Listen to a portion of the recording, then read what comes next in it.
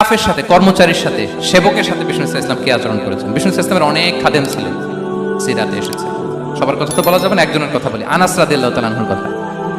আনাস উনি ছিলেন বিষ্ণু ইসলামের খাদেম।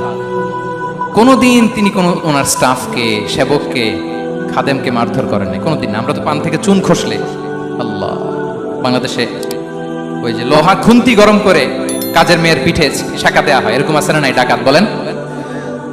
আনাস রাদিয়াল্লাহু তাআলা আনহু বলেন, খাদিমতুন নবিয়্য 10 সিনিন ফামা ক্বালা লি উফ ফামা ক্বালা লি লিমা সানা'তা ওয়ালা লিমা লা সানা'তা।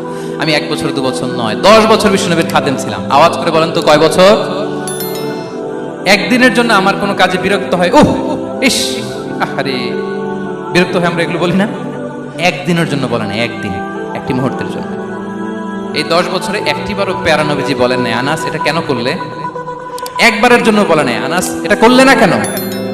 একবারের জন্য তিনি বলেন।